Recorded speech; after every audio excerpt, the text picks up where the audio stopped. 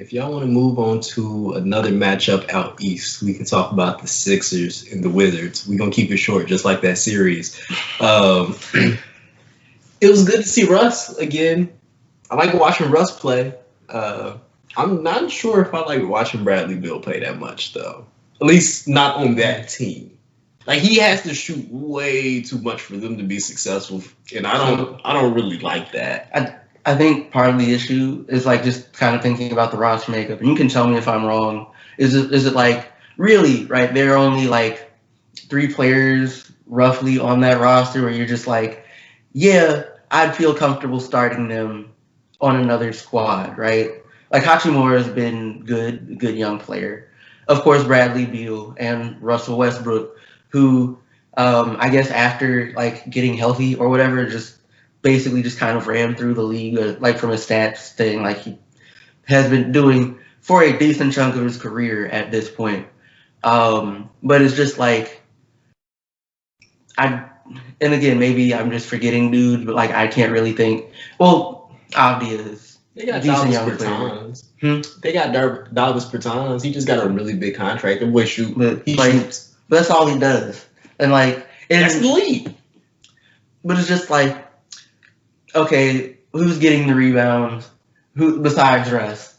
All right. Lopez. Who's Robin Lopez, baby.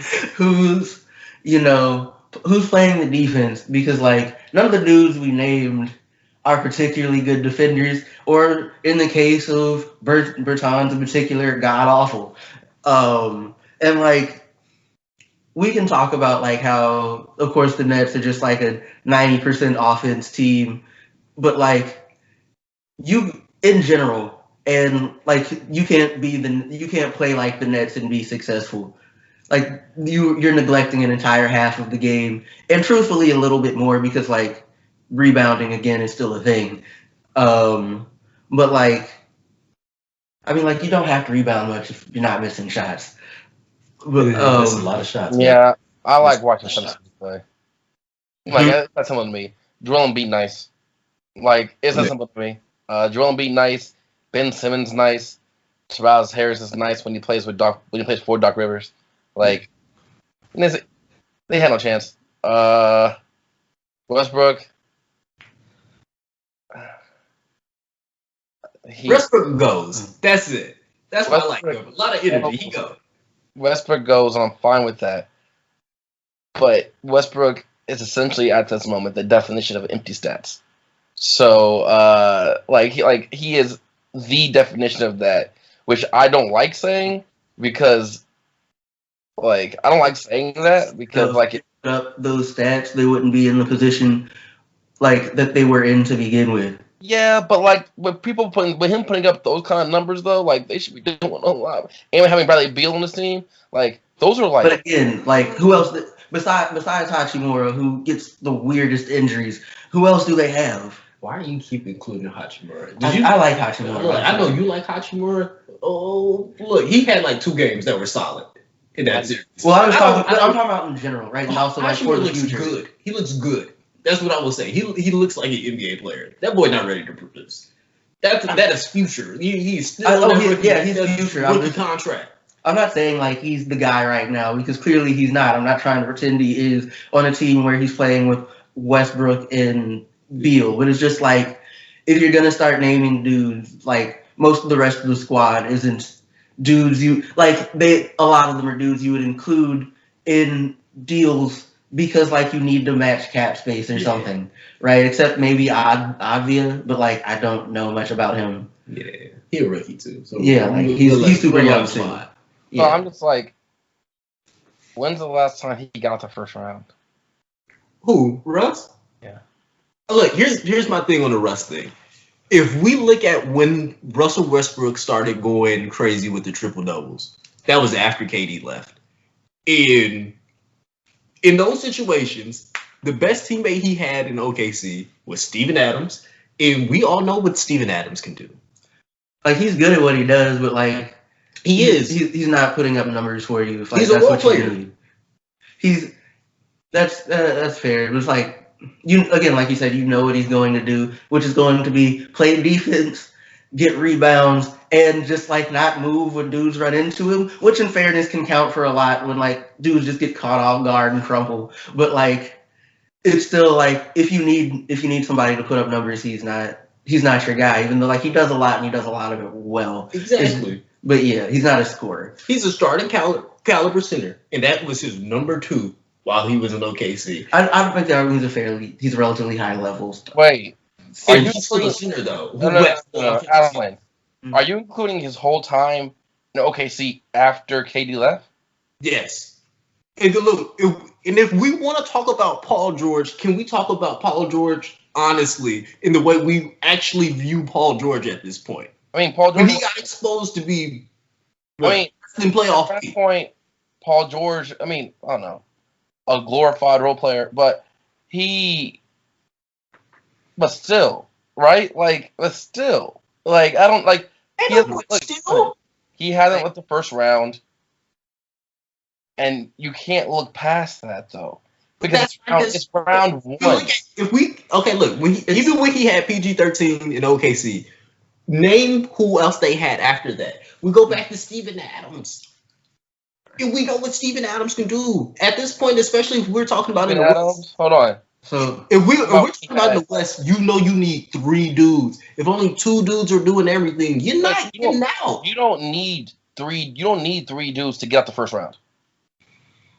But everybody else that they were playing with had 3 dudes. I'm gonna make the argument that you don't need 3 dudes, but like the rest of the team still needs to be solid. And like the thing is, right? Again, the whole basketball is a team sport, and Russ is one dude, one very impressive dude, but still just one dude. And like the rosters around him have not been particularly impressive, and he's been coached. He's by Scott Brooks a fair bit, and my general understanding is he's not a good coach. And like as we said, like coaching matters, especially I'd argue in the playoffs because of all the adjustments and things that get made. And so like it's going to be hard for him to be successful if like his rosters tend to not be that great, and his coach just isn't a good coach. So we're blaming all this on him not being able to get out the first round the last 5 years? Because it's a team sport. If your team was trash the entire time, then yeah. There is no way that when he was with the Oklahoma City, either KD left, those years, you know, that he shouldn't have got the first round because they were favorites. Some of those years. What year? Like they might have been favorites, but that's when we saw playoff P arise, when we were all like, "Oh, he might be a role player." Those are the years. When he was getting knocked up by Joe Ingles. Those are the years. Why are we playing this game? If we look at the context, I'm not blaming Russell nothing. Ingles was probably just talking shit the entire series. And even play defense. I'm just talking shit though. Look, don't listen to me. That man he got a 30-point triple double. He gonna show up. He gonna show up every night. He might shoot the ball 57 times, but he's gonna show up. Which, like, if you get a better coach, might be able to convince him to like not do that or at least take smarter ones. Come on, bro. He had Billy Donovan, and he has had Scott Brooks, and then the 1 year where I think they might have got out the first round when he was with the Rockets, he got D'Antoni. And we know all 3 of them aren't exactly elite level coaches. In fairness, I think D'Antoni is good. I just don't like his system.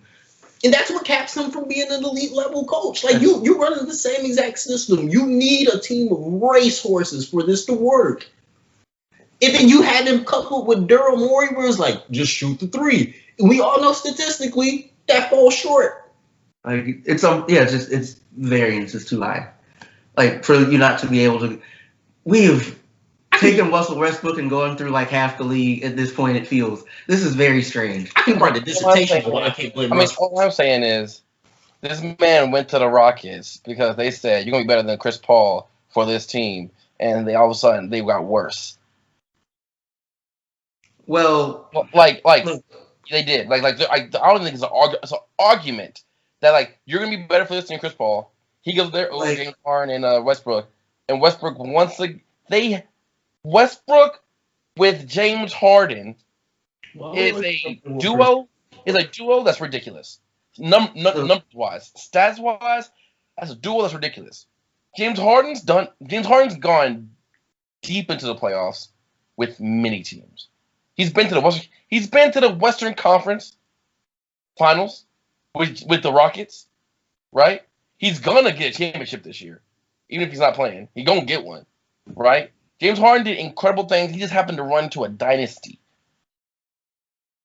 Like almost every time, he get put out by the Golden State Warriors when he was going with the Rockets, right? Like if they The Utah Jazz in a dynasty. Like if OKC won their series against Golden State, right, when they had taken them like all the way and whatever, we're probably not having this conversation. And like a lot of conversations that we have had are probably completely different because KD's probably still in Oklahoma City. And Westbrook is probably not viewed as an empty stats guy because like the best teammate he ever had decided to like dip to get a ring to like solidify his whatever. That's a whole separate thing. But like it's just like there are things that can happen that will keep you because one player is just an individual dude, right?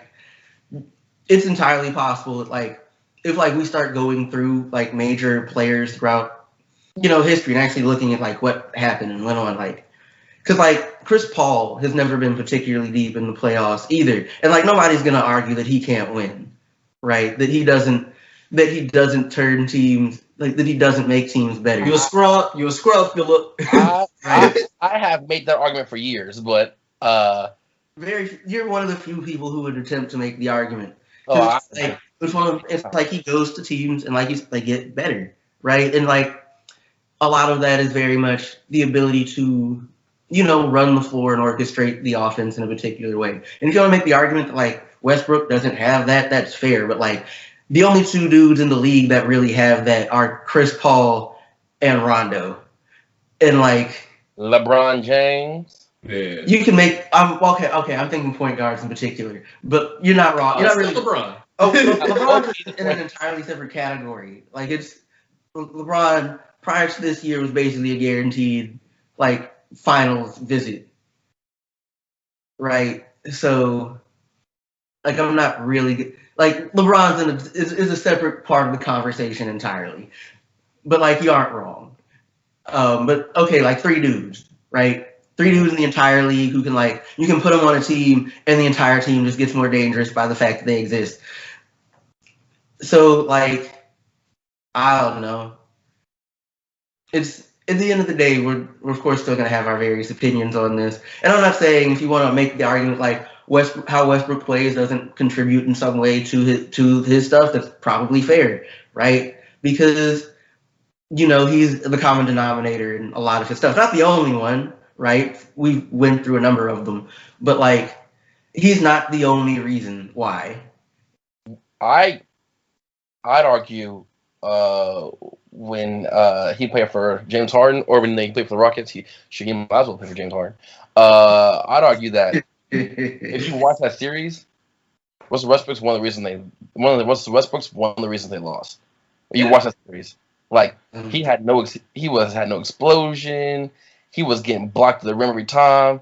He couldn't make a three. He was like shooting like. Correct me if I'm wrong, but he was COVID. That's part post COVID. Like he was shooting not 100%.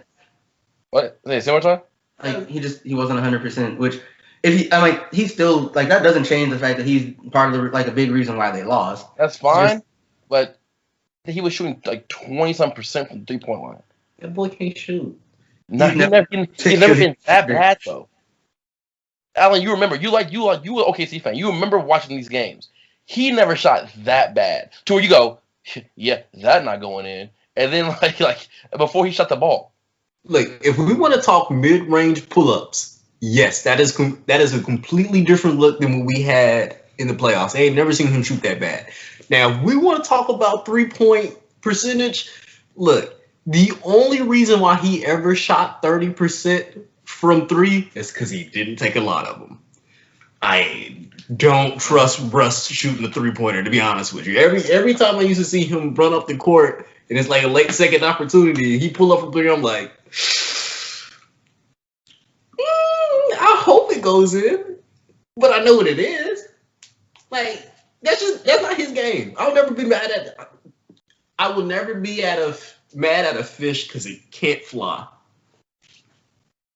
Now, if you want to talk about finishing at the rim and that mid-range pull-up, I'll cook him. I'll cook him on that series. But he got the COVID thing to fall back on. Every time we have an excuse for Russ, every time there's an issue with Russ, there is a clear-cut excuse of why it looks the way it is.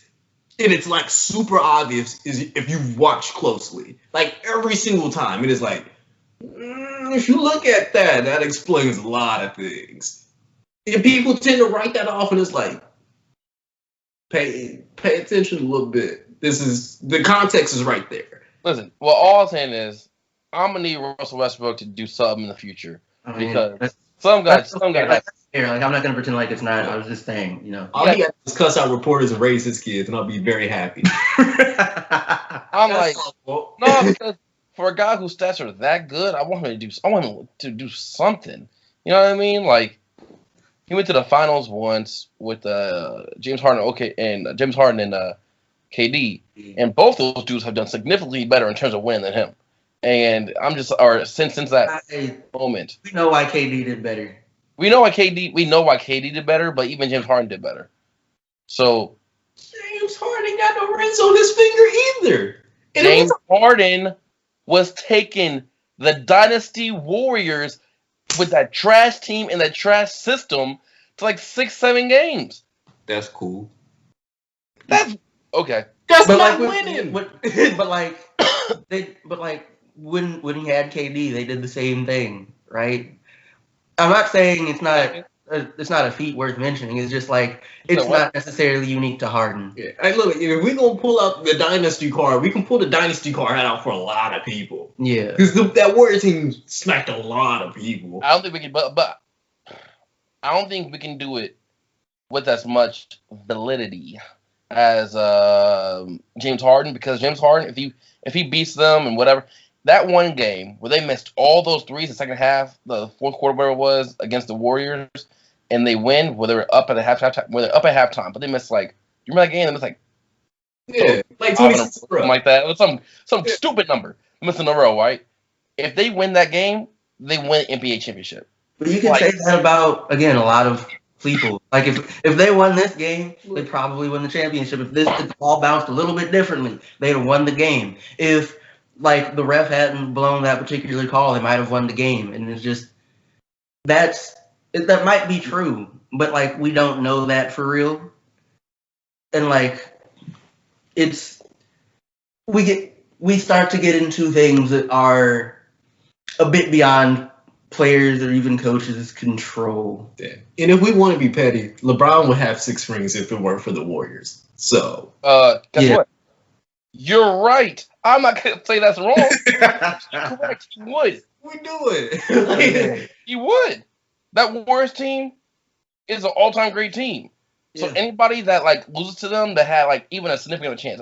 I'm not talking about getting swept or swept. I'm not talking about getting 5 games. You know what I mean? Off of like a sympathy sweep. I'm talking about people who had like legitimate chances.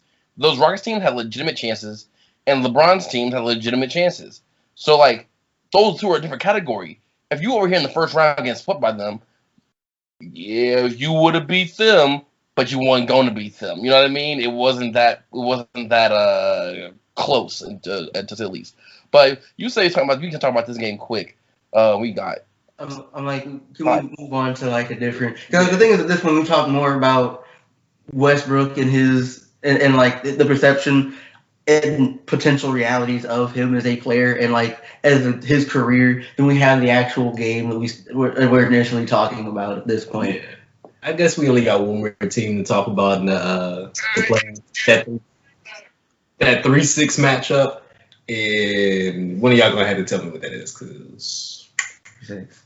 Dang it. Wait, in the East? Yeah, out East. Okay. 3-6 matchup, because I can't think of it right now. Not offhand. Dang. Y'all, New York. It's like when you said no, that wasn't a 3-6. Yeah, that was the 4-5. It was Hey, I Brooklyn. gotta about wait, goddammit. When you said 3-6, It was Brooklyn. my mind immediately went. Wait, no, Lakers were It was 7-6. At Brooklyn. least you could have said it was 3-6 Mafia. That'd have been hilarious. That would, but like that also like that point I just have to like get up and leave. Like I can't come back after saying 3-6 Mafia. Oh, Like, I mean, that was actually the Bucks and Heat. So I think we covered. We did cover that one. Yeah. So let's go out west then. Okay. And talk about your bum ass Grizzlies. We gotta. About the Jazz. We have to. Yeah, it'd be quick. Ja's really good at basketball. That Dylan Brooks. Dylan Brooks. He cool. He can go. He's questionable, but I think that is, as a role player that can get a bucket, that is a dude you're gonna have to pay a lot of money. That's probably gonna be $80 million on your next contract. Like it sounds like my limited understanding is like they've already tried to work the details of this next contract out. Yeah, you Memphis won one game because Donovan Mitchell didn't play. Yeah. That sums up the series. Memphis won one game because Donovan Mitchell didn't play. As soon as he came back, they won. Like it's basketball. One player can like significantly affect these things. I know, but I mean, I feel like the series is that simple though for some reason. I mean, the thing is, it kind of is, and the thing is, honestly, I was surprised they got that game. Not because like I don't think that Ja's cold or like Brooks can't play, but just like the Jazz as a unit are like a deeper team. Like they got more dudes you can consistently rely on at this stage in everybody's respective careers, right? And so, and like I feel like as far as like the Conley Morant matchup is like obviously Ja's gonna get buckets, but it's also just like he's inexperienced and like Conley can kind of abuse him, and like you can look at a lot of the numbers that Conley put up. It's kind of not that it was a one-sided matchup, but it's just like Conley clearly kind of did whatever he wanted. In fairness, it was functionally like he was functionally playing all home games, all series, but like it's still just like he put up like what was that one game put like 25 and 15, and it's just like what the fuck. In fairness, I also think that Conley plays his best basketball in the playoffs, and I felt this way for a long time. So like it kind of tracks. Like the most dangerous version of Conley will do ridiculous things compared to what you're used to, but it's still just like, really? Like I feel like I didn't learn anything from that Jazz series that I didn't kind of already know. Like Donovan Mitchell has expanded his offensive game, like to the point where I think you would like him now. Like his ability to create his own shot, he's just not like running with it. Like you do know I watched those games, right? Yeah, I'm good. I personally think he's taking steps. Like this isn't like bubble Donovan, but clearly when he was showing in the bubble, it's not like that's not fake. Like he can go. Rudy Gobert is Rudy Gobert. Jordan Clarkson. I know you used to have some issues with his game. I like his game now. It's like super tailored for a team that doesn't have a lot of dudes that can go get their own bucket. He just I'm push shots up player. Like I mean, that's what they need. It's like to have that coming off the bench. Once again, I am not a huge fan. Like I get that's like your role. That's what you're supposed to do as a 6-man coming off, whatever. That's what his team needs him to do. That's just not my favorite style of basketball. You know what I mean? I'm not I don't love like if I wanted to watch that my favorite player whoever did that was Jamal Crawford, right? Am I a big Jamal Crawford fan though? No, not really. I'm not a big Lou Will fan. A lot of fun to watch though. Yeah, but I'm not a big Lou Will fan, right? Now I know it's what the teams want to do in the that game, but that's not my favorite game to watch. Right. But it is what it is. He got 6 man of the year, so putting him do something right. You know what I mean? So yeah. Once again, Calvin McGowan, hope you enjoyed yourself. If you are watching on YouTube, like, share, subscribe, leave something in the comments. You can also listen to us wherever you listen to podcasts. If you made it this far, once again, thank you. I hope you got a lot done of whatever it was you were working on while listening to this. And yeah, enjoy the rest of your day.